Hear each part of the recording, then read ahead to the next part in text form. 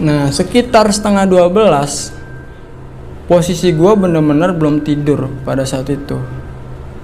Jadi di malam hari itu gue kayak ngedenger suara rombongan.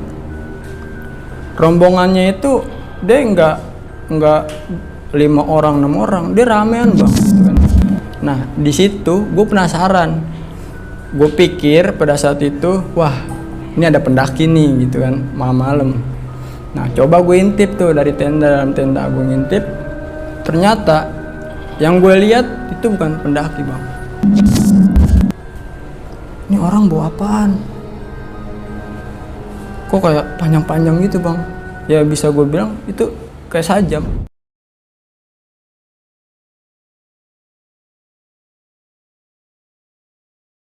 Nah di sini bener-bener batas terakhir camp area. Jadi di Pasar Setan itu ya apa tempat terakhir kita ngecamp lah di situ kan. Estimasi tempat terakhir kita ngecamp di situ. Tempatnya itu kayak tanah lapang gitu kan, tanah lapang yang jarang-jarang pohon. Jadi sempat kita break istirahat di situ dan pada malam hari itu nggak ada bang yang ngecamp di situ. Bener-bener gue cuma 3 kelompok. Yang satu kelompok itu yang tadi di sebelah tenda gue itu dia nggak summit bang. Dia cuma mau campser di situ di Gunung Sumbing dan akhirnya kelompok gue doang lah yang summit pada saat itu. Nah setelah istirahat dari pos 5 gue jalan lagi ke pos selanjutnya. Nah di sini posisi gue masih leader bang. Jadi di jalur Gunung Sumbing itu kan, pas dari jalur 5 dari pos 5 mau ke pos 6 itu jalurnya terbelah 2 bang. Terbelah 2 yang dimana satu jalurnya itu yang ada di kanan dia ke atas. Dia ke atas dan ujungnya itu kalau sepenglihatan mata itu ketutup pohon-pohon ilalang, ketutup ilalang. Dan pada saat itu yang gue kan leader ya, pada saat itu gue bilang wah ini bukan jalur gitu kan, permodalan peta. Emang di peta tuh ada dua jalur kayak gini bang, kita lihat. Nah akhirnya gue ambil ke kiri. Nah gambar pada peta itu 2 jalur yang berbeda yang bercabang, ujungnya akan menjadi satu bang, satu jalur. Dan akhirnya ya udah gue ambil ke jalur kiri, yang dimana posisinya itu kalau kita ambil jalur kiri itu kita ke bawah bang, ke bawah menyusuri pinggir-pinggir lembah gitu kan. Nah posisi kirinya itu jurang dan kita jalan terus tuh kan, jalan pelan-pelan. Dan setelah kita berjalan 20 menit atau 20 menit atau 30 menit, ternyata depan jalan kita itu batu yang besar menutupi jalan. Gue bingung di situ bang. Gue ngeliat peta, ini jalur percabangan itu nyambung jadi satu. Tapi di tengah perjalanan posisi depan gue itu ada batu yang menghalangi jalur. Batunya besar dan emang kalau misalnya nggak logis juga kalau misalnya kita manjat-manjat batu gitu kan. Kalau misalnya kita melipir ke kiri kita itu jurang bang posisi saat itu. Jadi akhirnya gue bilang sama Khairul, coy, ini lewat mana coy? Break dulu coy, break, tenang dulu, tenang. Emang saat itu bener-bener cuaca nggak berubah bang. Pada saat itu situasi malam hari gua summit itu sangat mencekam bang, saya bilang. Karena emang gue juga udah bingung nih, yang summit cuman kelompok gue doang gitu kan. Dan akhirnya gue bilang sama Khairul, gimana nih coy, mau balik lagi atau kita coba terobos ke bawah? Jangan coy, break dulu, break, kata dia gitu kan. Gue bilang ke dia juga karena emang si Khairul ini doang yang udah pernah mendaki Gunung Sumbing. Jadi gue sempat break, gue sempat ngerokok ya kan, sebat gitu kan. Setelah rokok habis, Khairul bilang, coy kita balik lagi coy. Emang ke bawah nggak bisa? Gue bilang gitu kan. Nggak bisa coy, jangan, bahaya. Bawah ada jurang. Kita nggak tahu di bawah itu ada apaan, dia bilang gitu. Ya udah, oke lah. Kita balik lagi tuh akhirnya. Kita balik. Nah kita ketemu lagi bang, percabangan jalan lagi. Kita sampai ke tempat semula tadi. Dan akhirnya kiri itu nggak ada jalan dan akhirnya ya udah ke atas. Nah di atas ini gue masih leader, jadi gue masih mimpin pada saat itu. Gue jalan lah ke atas gitu kan. Nah pas sampai pos 6 nih, di pos 6 itu nama posnya gue lupa, jadi dia batu-batu gitu bang, batu-batu gitulah, batu-batu besar. Nah lu udah sampai nih pos 6 alhamdulillah gitu kan. Nah di situ kita break lagi, istirahat. Nah setelah gue break, istirahat, ngerokok sebat gitu kan, minum, lalu makan makanan ringan gitu. Di sini di pos 6 gue ngeliat sesuatu yang ganjil. Jadi posisi pos 6 ini itu cuma ada batu-batu bang, didominasiin oleh batu-batu besar. Ya bisa dibilang batas vegetasi sudah mulai kelihatan pada pos 6 saat itu ya kan. Pohon-pohon cuman ada pohon Edelweiss, itu juga nggak terlalu tinggi, cuman ada pohon-pohon itu aja, pohon-pohon Edelweiss yang cuma nggak terlalu banyak lah. Di sini gue ngelihat bayangan-bayangan putih yang melesat cepat dari batu. Jadi dia tuh melesatnya kayak terbang seret ke batu. Di situ gue ngeliat dia hilang di batu besar itu, dia hilang. Gue cuma bilang sebelum dalam hati gue bilang gitu kan. Dan gue juga kagak bilang ke teman-teman gue ini kalau misalnya gue habis ngeliat sesuatu gitu, takut jatuhin mentalnya juga karena emang masih mencekam banget malam hari itu. Dan akhirnya yaudah gue nggak gue perhatiin lagi tuh bang, yaudah gue cuek aja ya kan. Akhirnya gue masih ngerokok, minum, makan wafer lah, karena kita kan nggak sempet bawa makanan, nggak sempet sarapan juga gitu kan. Setelah break matahari udah mulai muncul nih, Nah gue jalan kan, gue summit tuh dari 1:30 ya, sampai pos 6 itu sekitar jam 6 bang, karena matahari udah terang kan saat itu, tapi kabutnya masih tebel.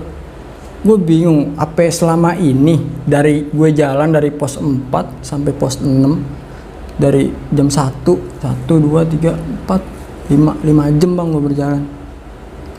Yang dimana gue sebelumnya gue bilang sama Hairul, ini perkiraan dari pos 4 sampai puncak berapa jam? Ya nggak nyampe 3 jam lah coy, tadi gitu ya kan, nggak nyampe 3 jam lah, paling lama ya 4 jam lah. Nah pada saat itu di pos 6 itu gue sampai pagi bang, dan menjelang pagi pun angin dan kabut itu nggak reda sedikit pun, masih kenceng. Nah di sini kawan-kawan gue ini, kelompok gue ini udah mulai ragu buat ngelanjutin. Jadi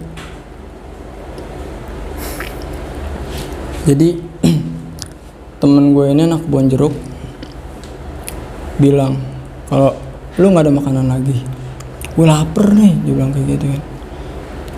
Gue ngecek tuh tas carrier yang dibawa sama Mas Ade, gue cek cuma ada wafer bang, wafer kotak gitu kan, itu juga sisa 1.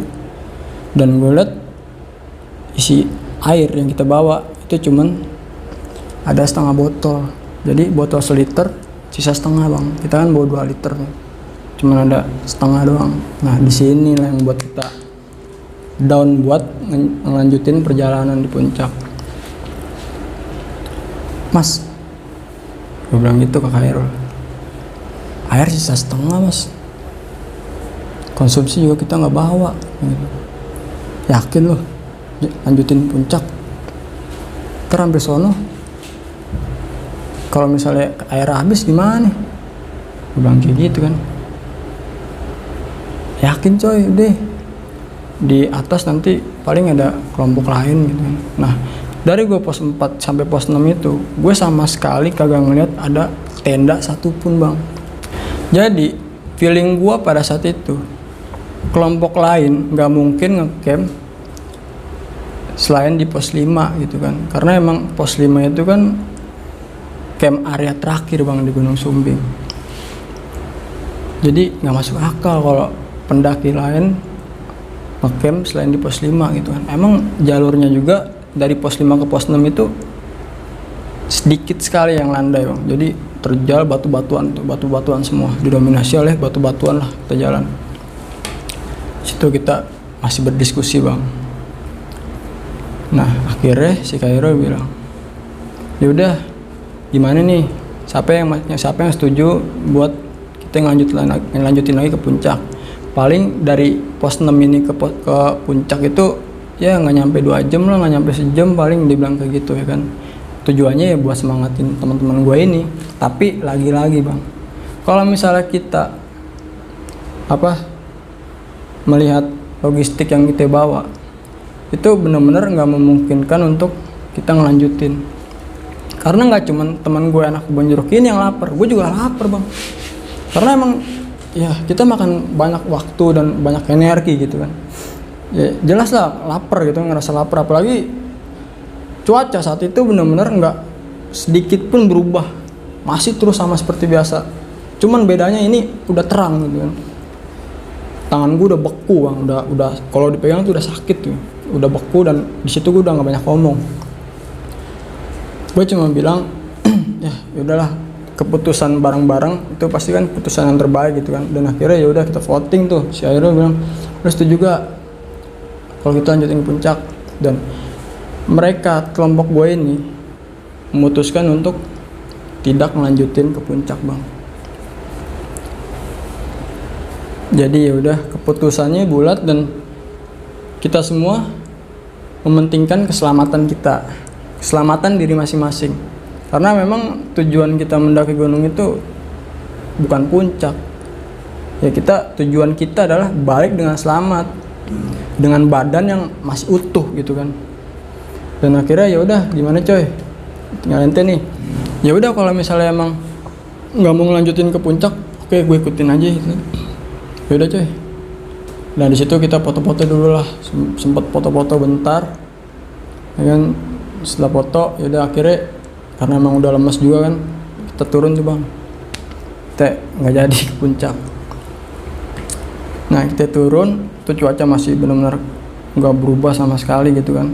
Kita turun, dan akhirnya singkat cerita sampailah kita di tempat kita ngecamp, di tenda kita. Nah dan di situ ada Pajok udah nggak ngeringis sakitan lagi bang, udah nggak cengeng lagi lah. Dia lagi masak mie gitu kan, lagi sarapan lah deh bisa dibilang.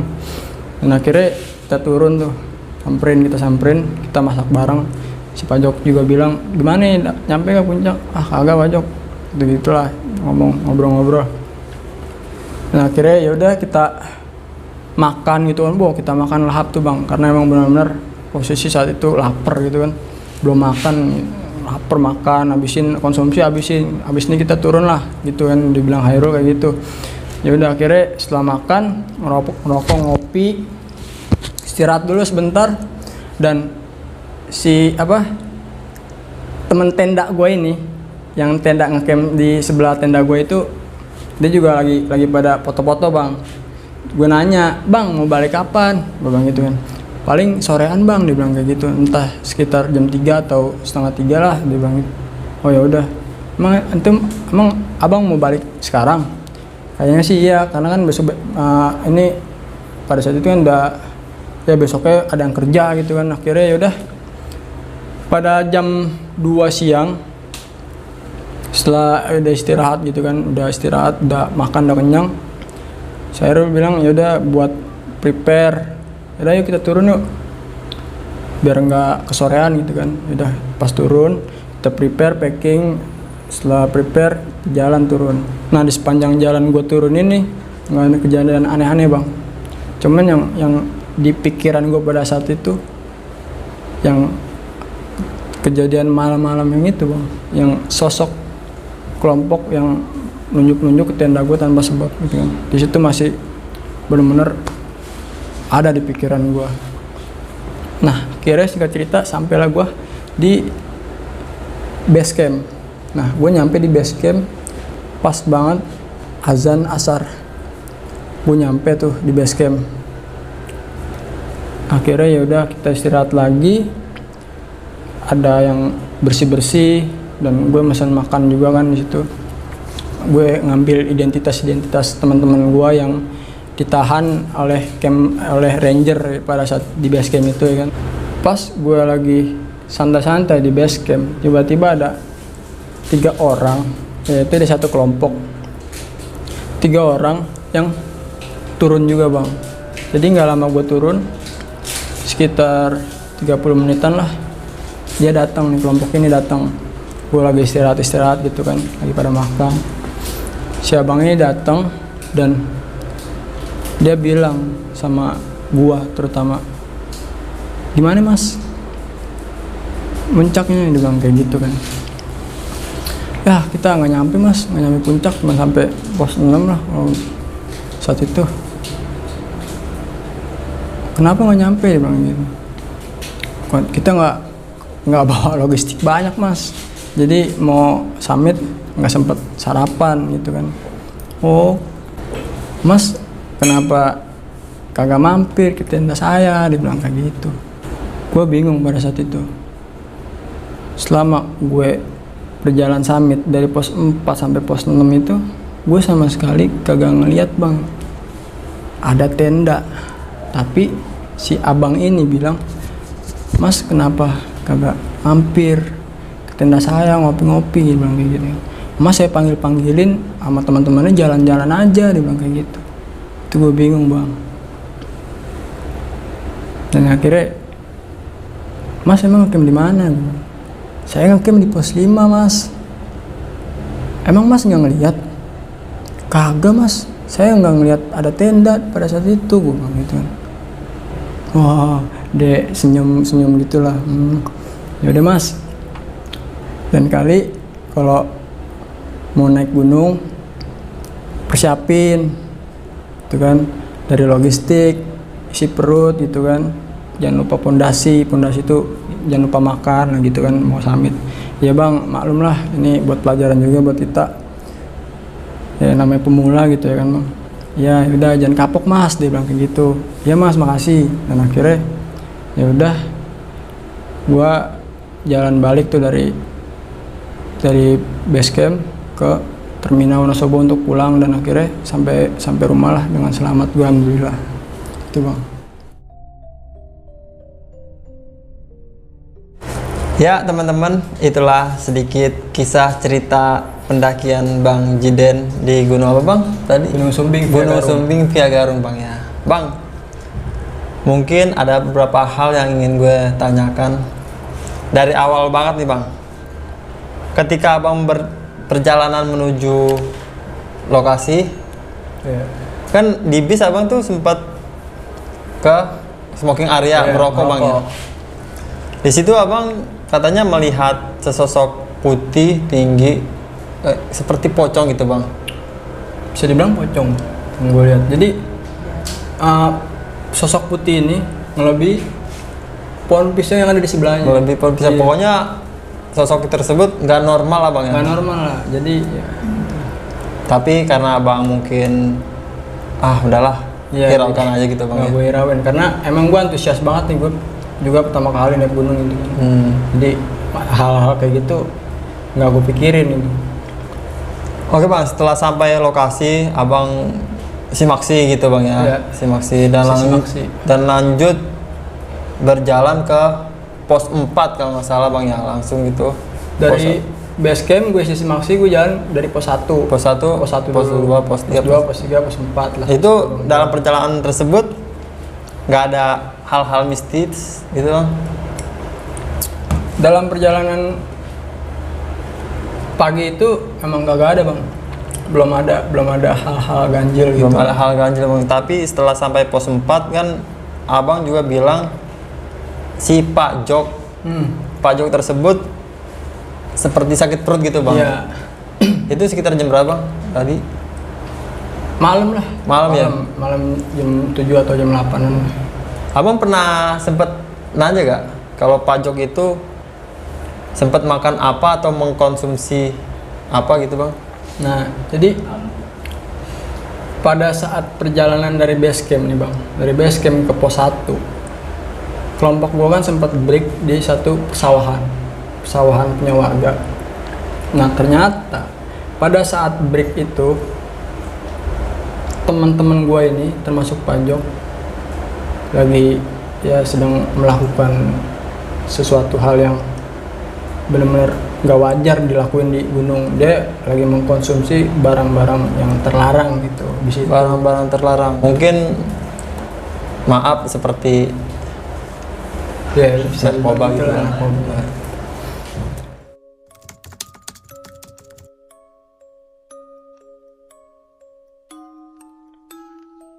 Dan setelah Pajok selesai merasakan rasa sakit, di situ tuh kan anak-anak semua tertidur gitu, Iya, istirahat. tidur. Terkecuali abang. Iya bang, karena pada saat itu gue masih ya bisa bilang masih terjaga lah, kayak misalnya belum bisa tidur gitu kan. Iya. Dan karena terjaga tersebut, abang juga sempat mendengar jejak kaki seperti rombongan gitu bang. Iya benar. Dan abang juga bilang di situ rombongan tersebut seperti orang-orang zaman dulu gitu bang. Iya karena mereka nih nyeker dan pakaian-pakaiannya itu sama sekali gak bermotif bang.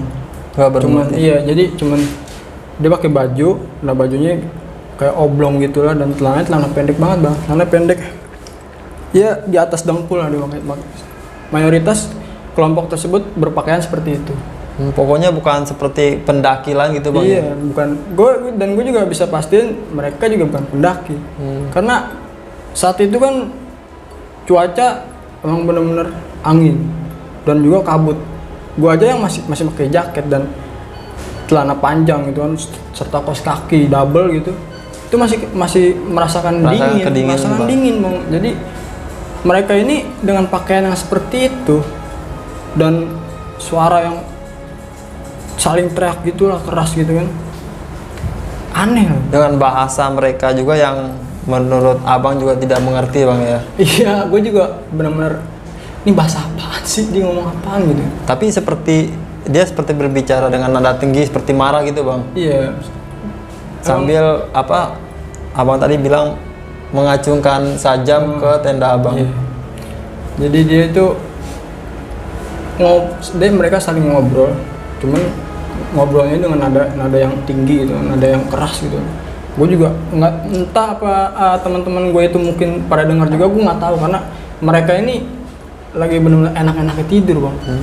Suaranya itu lumayan keras lah sambil nunjuk tenda gue gitu. Itu kalau boleh tahu mereka itu berada di jarak berapa meter bang? Kayaknya dan dia berada di pas banget di tengah-tengah jalur, yang dimana kalau ke kiri itu tempat camp yang jadi kan gue kan di pos 4 itu ada 3 tenda gue di kanan ada 2, nah tenda yang di kiri itu tenda orang lain bang. Nah dia pas nih bang berhenti di tengah-tengah ini, gerombolan ini berhenti di tengah-tengah dan mereka semua tuh ngadep ke tenda gue.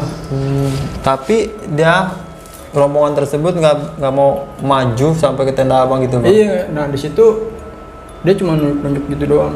Oh ya bang, kira-kira sampai berapa lama gitu bang dia menghilang atau pergi dari situ?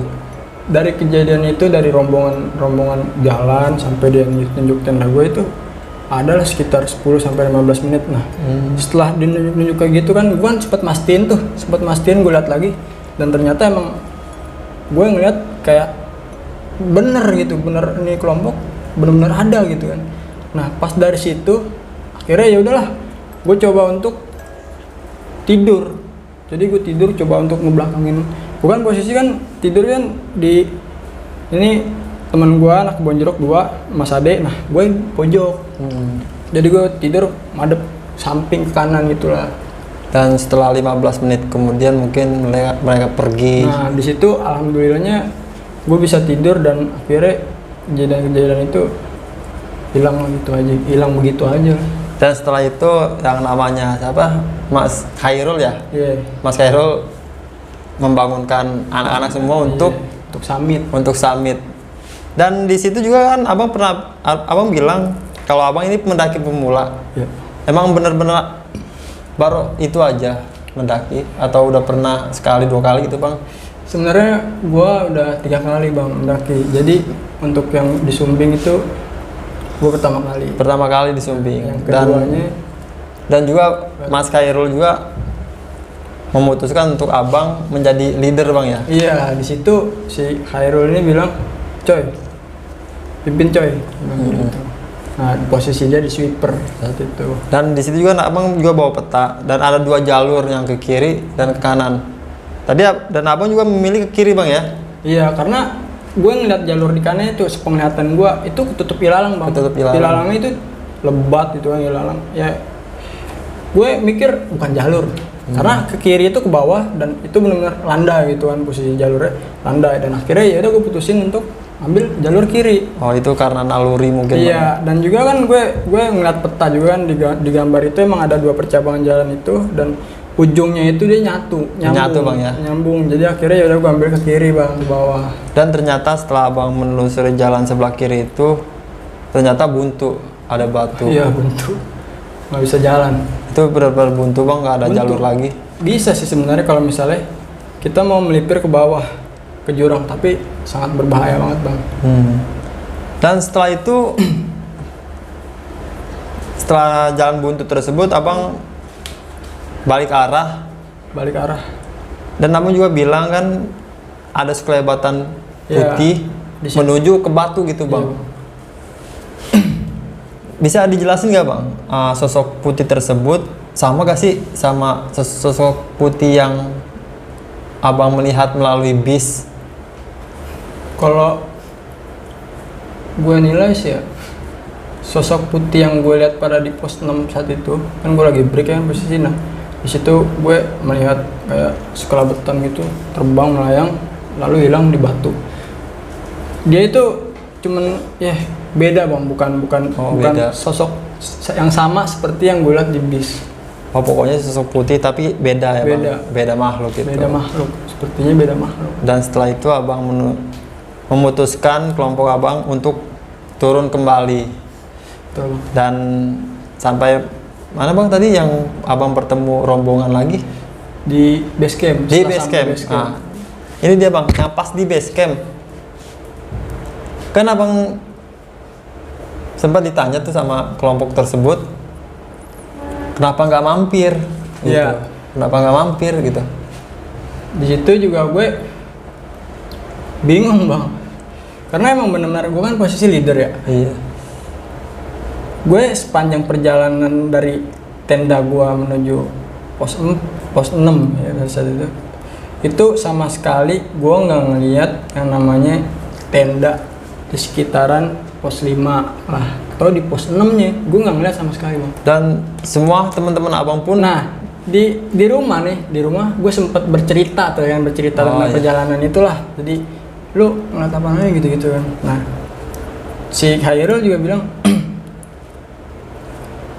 coy tadi mas-mas yang di base camp nanya apaan ke ente bang gitu. Dia bilang kita orang jalan-jalan aja coy, dia manggil kita orang jalan gitu kan. Padahal lu ngeliat gak ada tenda? Kagak, dia bilang gitu. Ya sama gue juga kagak, gue ngeliat juga kagak ada tenda, cuma tanah lapang doang kosong. Wah nggak beres. Jadi intinya semuanya tidak melihat bang ya? Iya nggak ngeliat lah intinya semuanya. Dan dia bilang wah nggak beres tuh perjalanan pada saat itu gitu kan, karena emang dari awal juga kita melakukan hal yang benar-benar ya nggak wajar dilakukan di tempat kayak gunung gitu. Oh iya bang. Oke bang Gideng, mungkin sampai sini aja kali perbincangan kita. Bang sebelum closing, mungkin abang mau promosi lagi sosial media abang atau yang lain? IG aja bang, IG. Masih IG aja bang. IG jangan lupa IG gua Mules20. Mules20 nanti di bawah dan deskripsi ya. Bang, thank you banget udah mau main ke podcast gue Jembatan Hitam. Terima kasih juga bang. Terima kasih banget bang. Thank you. Oke, buat teman-teman pelintas Jembatan Hitam, jika kalian mempunyai cerita misteri dan ingin bercerita di sini, langsung aja DM di Instagram kita di @jembatan_hitam. Akhir kata gue Ando pamit. Gue Jiden. Jangan kemana-mana, tetap saksikan Jembatan Hitam.